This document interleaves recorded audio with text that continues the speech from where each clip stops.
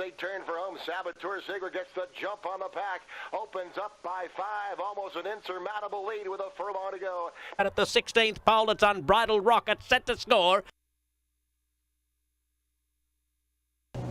Welcome to the special Santa Anita Derby edition of Grilling and Gambling with Greg. I'm your host, Greg Renick. I love grilling only thoroughbred racehorses and handicapping the races. Today we're going to feature grilled tri-tip, a critique by my brother, my wife, and my in-laws. We're also later in the show going to have my picks for the Santa Anita Derby and the Bluegrass Stakes at Keeneland, as well as a pick 4 or pick 5. I'm ready to season and marinate the tri-tip. We're going to season it with coarse ground pepper, sea salt, and garlic powder. Once we've seasoned it, we're going to put it in a marinade made of beer, a tablespoon of soy sauce, and a tablespoon of sugar. Then we're going to set the tri-tip in the marinade in the refrigerator. We're going to flip it over about every hour for 3 hours. Okay, we're going to go ahead and start seasoning it now. We're going to put the sea salt over it. We're going to add plenty of that sea salt. Sprinkle it all over the meat. We'll do the top side first, and then once we're done with the top side, we'll add it to the bottom.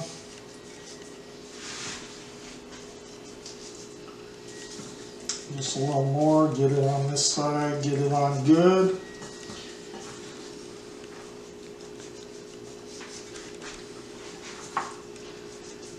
Add some of the pepper.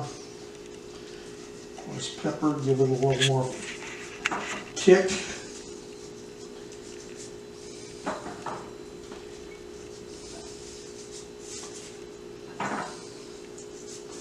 Meantime, we'll start rubbing some of that in.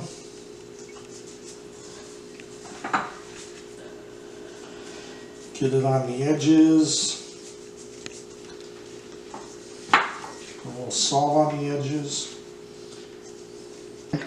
Okay, so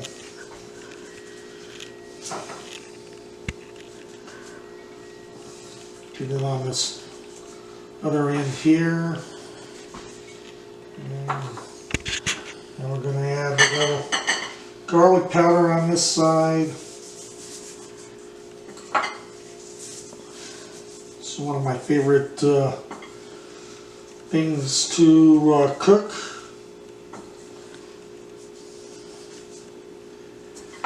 And now that we're done with the top side, we'll move to the bottom side.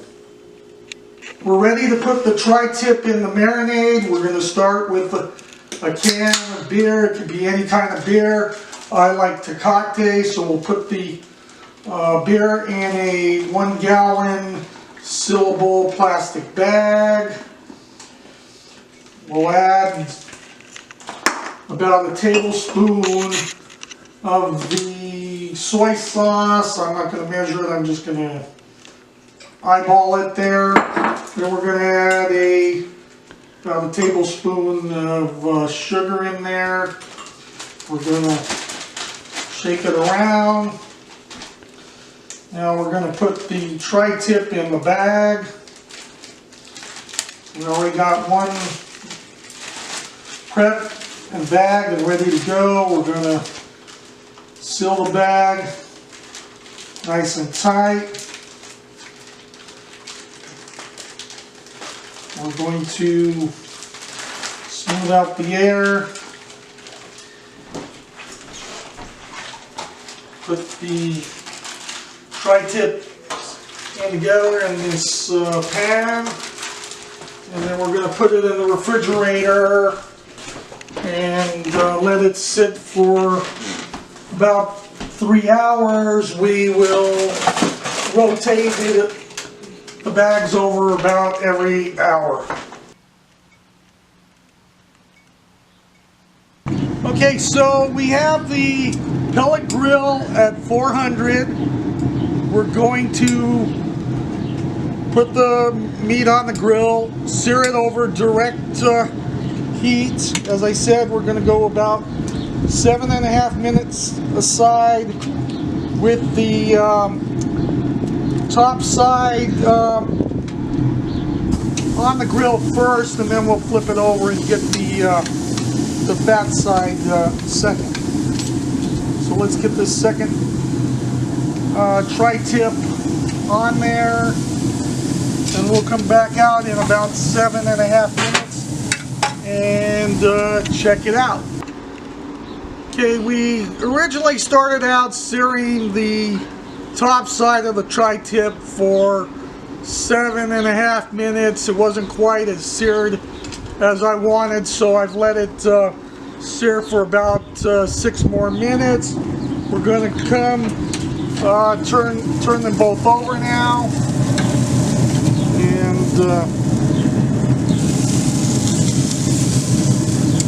and we'll let it the fat side sear for we'll check it in 7.5 minutes. We'll see how it's coming along. If we need to give it more time, we will, and then we'll lower the temperature down to 250.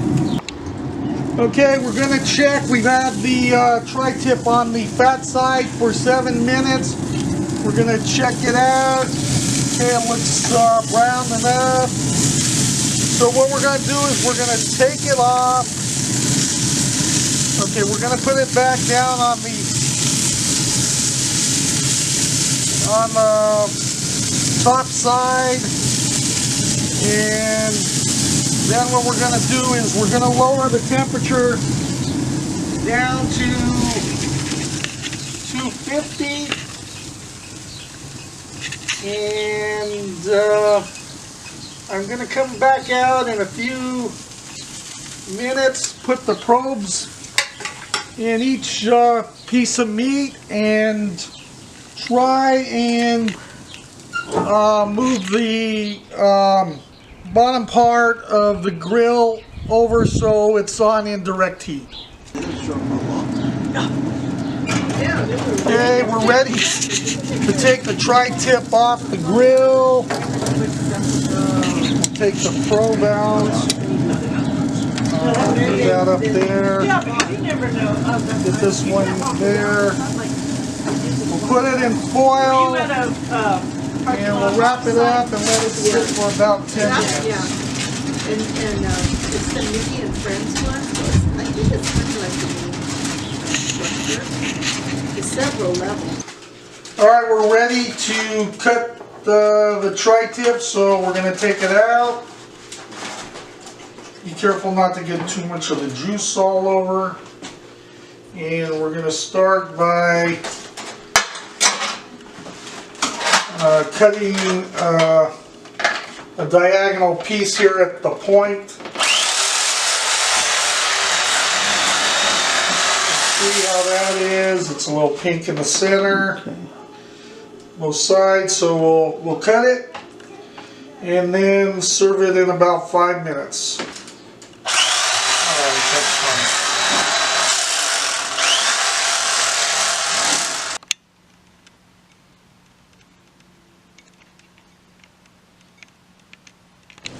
Okay, well, dinner's ready, and my sisters-in-law Fran and Sylvia and great niece Lily are ready to start eating.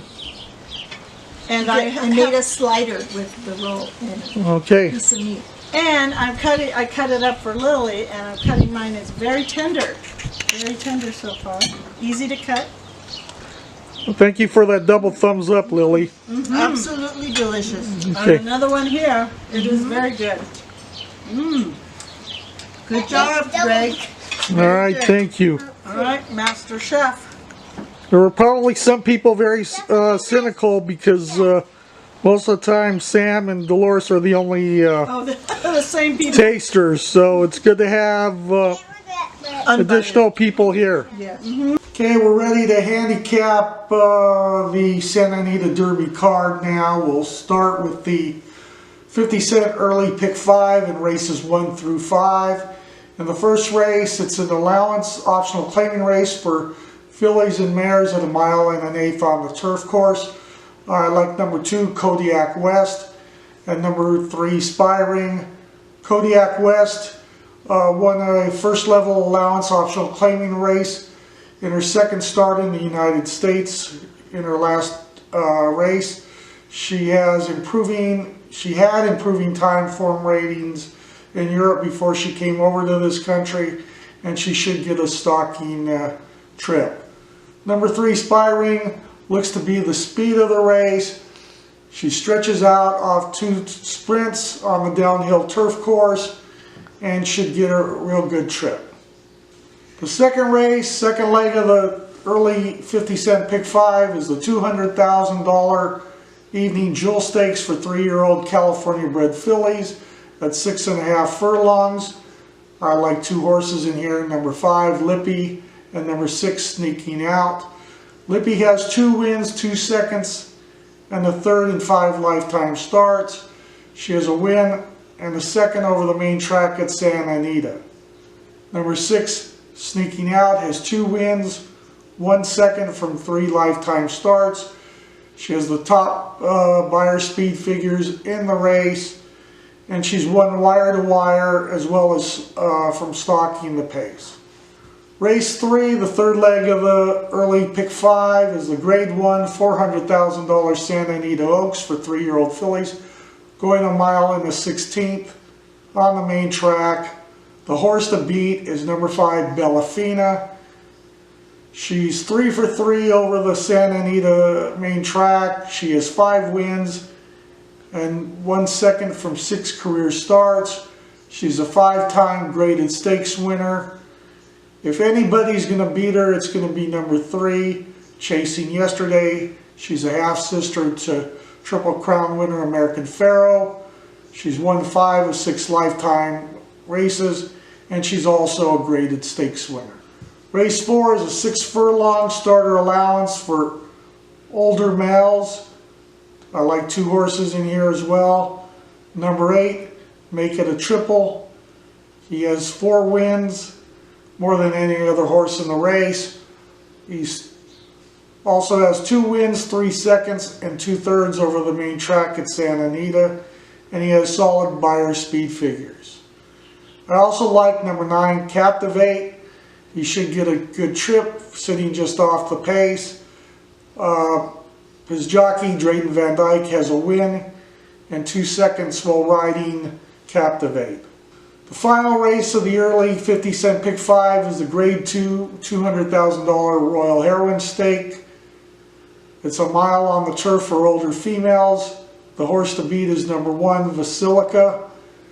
She's won 9 of her last 10 starts. She should get a nice stocking trip behind Miss Bad Behavior, and she's definitely the horse to beat.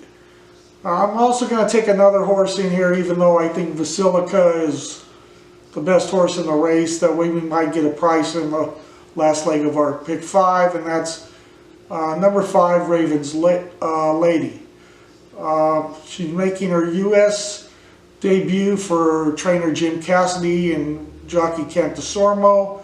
She had good form in Europe, including wins over males.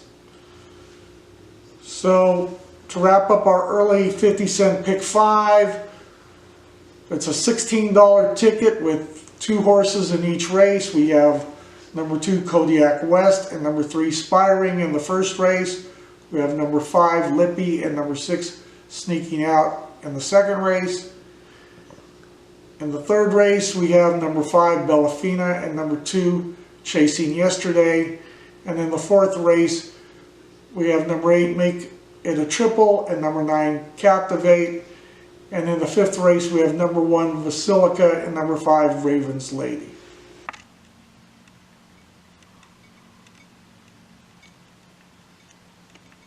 Okay, our other bet at Santa Anita is going to be the 50-cent late pick 4, races 8 through 11. The pick 4 starts with race 8, the grade 1, $1 million Santa Anita Derby. It's a 1 1/8 on the main track for 3-year-olds. And I'm just going to take one horse in here. The best horse in the race is Game Winner. He was the champion 2-year-old of last year. He's won 4 of 5, including the Breeders' Cup Juvenile last year. His only loss was in the Rebel Stakes in his first start of the year on March 16th at Oaklawn. Race 9 is the grade 3, $150,000 Providencia Stakes. A 1 1/8 on the turf for 3-year-old fillies. I like 2 horses in here. Number 2, Lady Prince-A-Lot, and number 7, Maxim Rate. Lady Prince-A-Lot finished second in the Del Mar Juvenile Filly turf and the Surfer Girl Stakes, so she stakes placed. She comes in off a win versus Allowance Optional Claiming Company, and she should get a pace to run at. There appears to be plenty of speed in here. Number 7, Maxim Rate, won her debut at a mile on the turf for Simon Callahan here at Santa Anita, or at Del Mar, excuse me. She should get first run on the late closers. In race 10, it's the grade 1, $600,000 Santa Anita Handicap at a 1.25 miles for older horses. I like 2 horses in here, number 1, Mackenzie, and number 3, Prime Attraction. Mackenzie has 5 wins, 2 seconds from 8 career starts. His only loss came in the Breeders' Cup Classic, and Bob Baffert said that was too soon a comeback for him after his win in the Pennsylvania Derby. Mackenzie has 3 wins, 2 seconds from 5 starts over the main track at Santa Anita. That's another reason why I like him. And also, you can't go wrong with Mike Smith riding for Bob Baffert. They've won 43% of their races at the meet and 45% of the time that they've combined in 2018 and 19. I'm going to back him up though with number 3, Prime Attraction. He figures to be on or near the lead. He's multiple stakes place. He's also a stakes winner. And one of the things is there's no Accelerate in this race. Accelerate's been retired. Prime Attraction finished second or third to Accelerate in several stake races last year. So I think the fact that Accelerate's not around anymore is going to help Prime Attraction. Race number 11, the final leg of the early pick 4, is an allowance optional claiming race at a mile on the turf for 3-year-olds and older horses. The 2 horses I like in here are number 7, Rumpus Cat, and number 8, Inscom. Rumpus Cat, his buyer's speed ratings have improved each start this year. He's been first or second in 5 of 10 starts. Joel Rosario is going to be aboard for trainer Richard Baltus. That's a good thing. And number 8, Inscom, is a win, 3 seconds in 4 starts over the Santa Anita turf course. He's been gelded since his last start, and he was beaten only 2 lengths by River Boyne in the grade 3 La Jolla Handicap at Del Mar. In addition to the card at Santa Anita, we also have the grade 2 Bluegrass Stakes at Keeneland. It's a $1 million race at a 1 1/8, major prep for the Kentucky Derby. The favorite is going to be number 2, Vekoma. He's won 2 of 3, including the Nashua Stakes. He ran a credible third to Code of Honor in the grade 2 Fountain of Youth in his last start. I'm going to take 2 horses in this race. I'm going to take an Exacta. I'm going to take him to a long shot, number 4, Market Rate. I think he's a live long shot. He figures to be on the or near the lead in a race with very little speed. He's an improving colt. His buyer speed figures have improved in each of his starts this year. He finished third in the Rebel Stakes. Okay, well, that wraps up our show for today. We hope you have a great time watching the Santa Anita Derby and the Bluegrass. It's going to be a big day at Santa Anita, as well as at Keeneland. I hope if you try the tri-tip, you enjoy it. Thank you for watching. If you have any comments or on our show, please email me at gregrenick1970@gmail.com. Thanks again for joining.